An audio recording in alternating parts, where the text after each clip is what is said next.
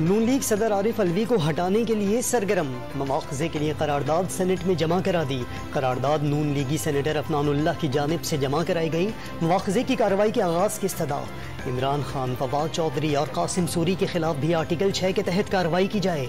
करारदाद का मतन।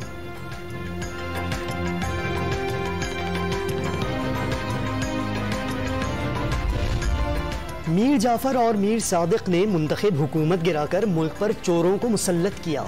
चोरों को ऊपर बिठाकर कोई कौम तरक्की नहीं कर सकती। इमरान खान का मुल्तान में जलसे से खिताब।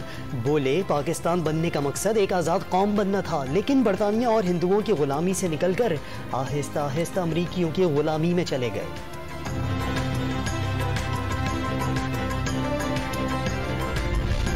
वफाकी काबीना का इजलास कल तलब। बिजली और गैस की कीमतों में इजाफे का फैसला होगा। काबीना सुप्रीम कोर्ट के फैसले का जायजा लेगी और IMF प्रोग्राम पर ब्रीफिंग दी जाएगी।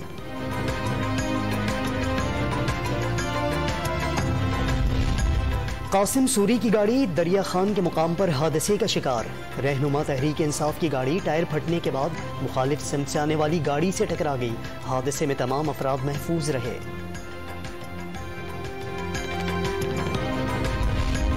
मुल्क से फरार श्रीलंकन सदर ने ईमेल से इस्तीफा भिजवा दिया। पार्लियामेंट के स्पीकर ने इस्तीफा मिलने की तस्दीक कर दी।